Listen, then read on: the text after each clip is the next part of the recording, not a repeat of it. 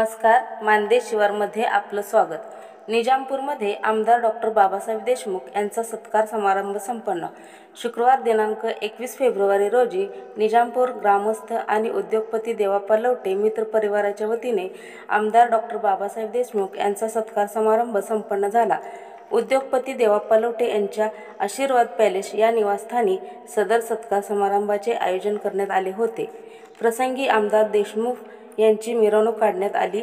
त्यानंतर शाल फेटा आणि पुष्पहार घालून त्यांचा सत्कार करण्यात आला। या प्रसंगी गावातील विविध समस्यांसंदर्भात ग्रामस्थांसोबत चर्चा करण्यात आली।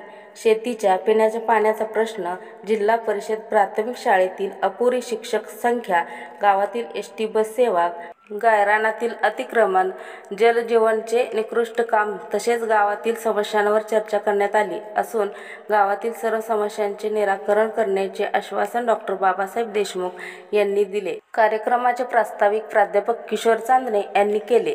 कार्यक्रमास गावातील ग्रामस्थ आणि आजी माजी पदाधिकारी मोठ्या संख्येने उपस्थित होते।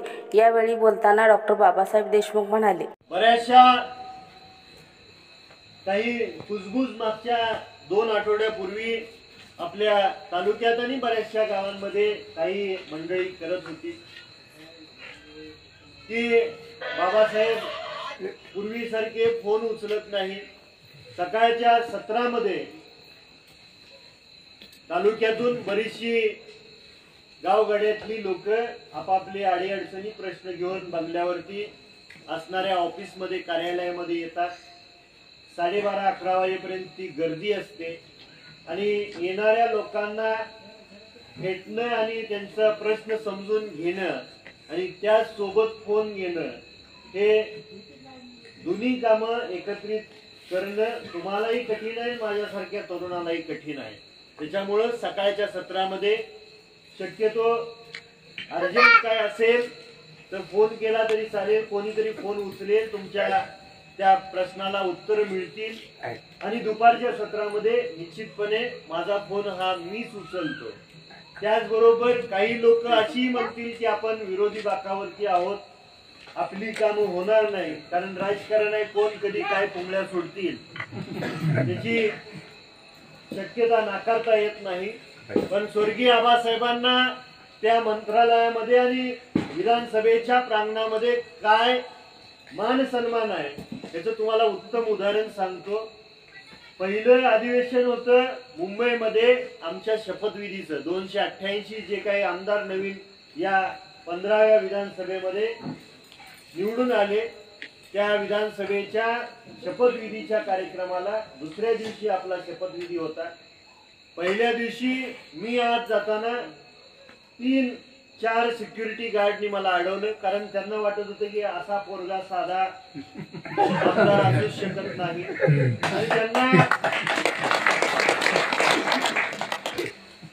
त्यांना मी सांगितलं की मी स्वर्गीय गणपतराव देशमुखांचा नातू आहे ना, आमदार म्हणून निवडून आलोय।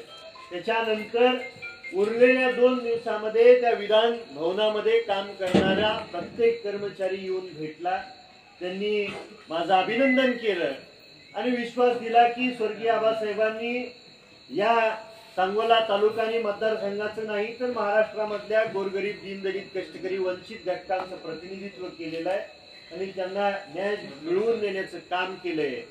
तर तुम्हाला कसलीही अडचण या पुढच्या 5 वर्षामध्ये येणार नाही हा विश्वास त्यांनी दिलाय, कारण त्या मंत्रालयात आणि विधान भवनामध्ये आबासाहेबांना एक वेगळा मान सन्मान आहे।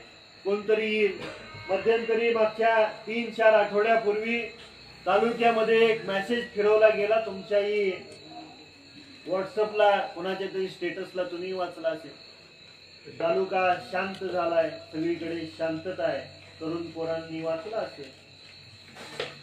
त्यांचं बरोबरच आहे, कारण तालुका शांतच झालाय, कारण 2 नंबरच्या व्यवसायाला आपण शक्यतो